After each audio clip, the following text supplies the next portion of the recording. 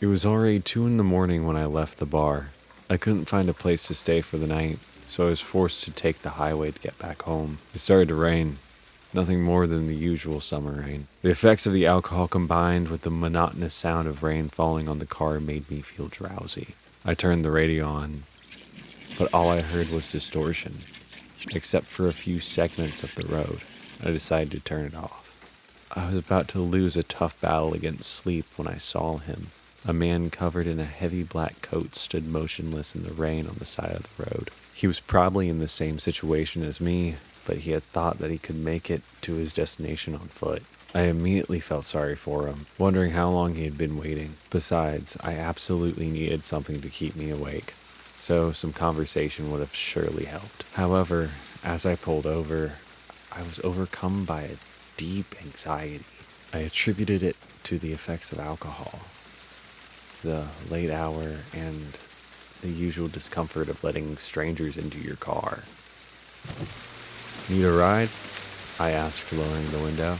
Yes, thank you, he replied, his voice muffled by his coat in the rain. Only when he got into the car, I realized he had a heavy black leather bag with him. He closed the door with a tug and remained silent. So, where do you want me to take you? I asked, somewhat embarrassed. Keep going. I'll tell you when to stop, he replied without even turning to look at me. I understood that there would be no conversation with this guy, but at least now I wasn't sleepy anymore. I turned on the radio, but the audio seemed even more distorted than before, and the few words I could make out didn't seem like anything that could come out of a person's mouth. The man in the coat turned it off without saying a word, and I didn't blame him. I continued to drive. We reached an intersection, and I finally managed to break the silence. Which way? I asked, not hiding my curiosity. He remained motionless for a few seconds and then said, "Wait a moment, please." After saying this, he leaned towards the black leather bag at his feet and opened it just enough to slide his hand inside. He pulled out an object I had never seen before. It resembled one of those old flip cell phones, but instead of a keypad, it had 3 levers and 3 black buttons. There was nothing where the screen should have been, and the only feature on the top was a small wheel. He mechanically moved the levers, and when he noticed I was watching him, he suddenly turned towards me. What I saw? No, I can't describe it. Words wouldn't be enough to make you understand what was wrong with him. Just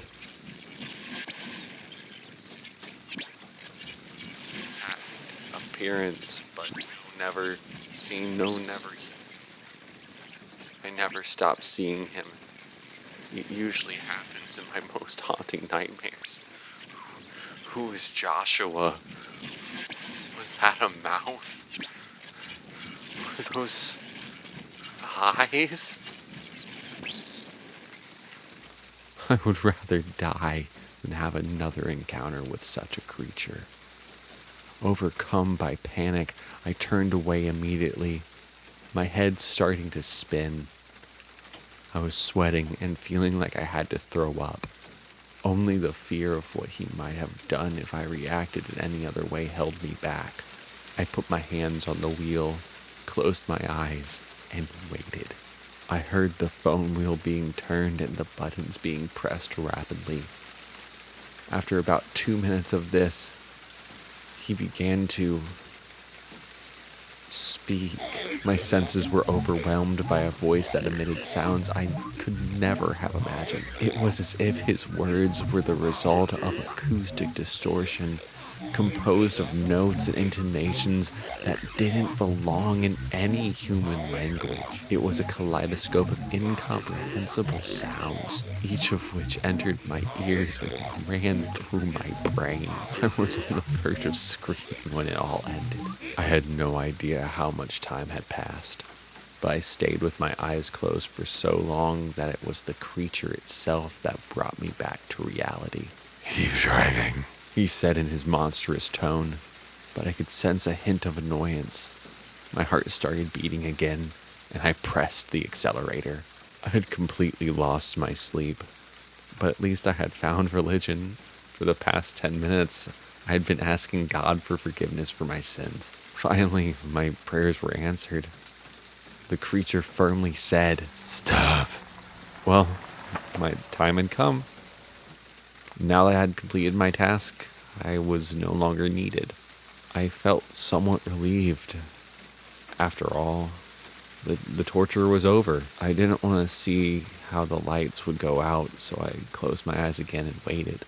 But instead of hearing my neck snap, all I heard was the car door being opened. The hitchhiker picked up the bag and got out of the car, while I continued to gasp, looking straight ahead, not even knowing where we had stopped. "Thank you," he said before taking a few steps. Then suddenly he added, "Do you know anyone named Joshua?"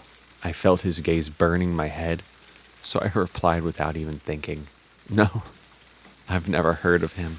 Everything stopped for a moment before he slowly turned around and started walking again. I stood still and waited.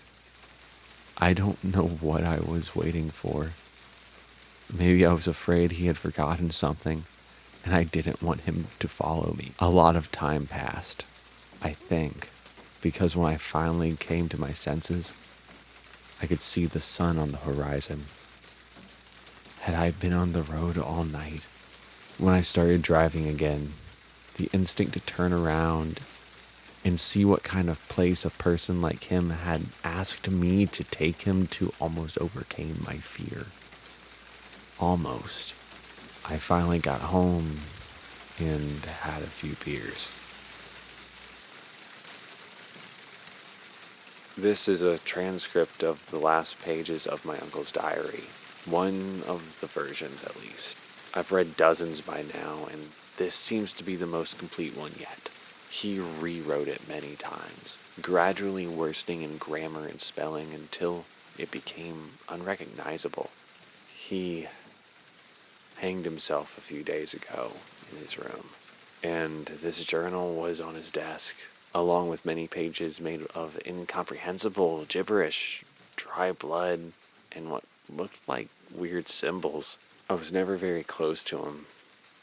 The only thing my parents told me was that he had always had a problem with alcohol. Now, I know that suicide is the result of many problems, and it can never be attributed to a single cause, but this must have impacted him in some way. I've researched and already posted in some forums discussing addiction hallucinations caused by various drugs. They told me that this unsettling vision could have been caused by PCP, and even though it seems plausible, I still can't believe it. So, I conducted further research that eventually led me here, where, from what I understand, you offer advice on unsettling and paranormal situations. So, what do you think?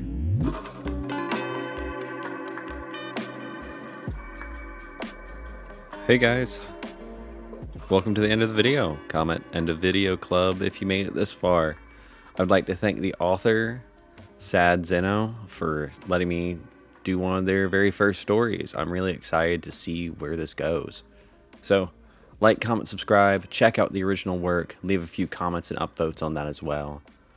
Alright guys, I hope you have a great day. Bye.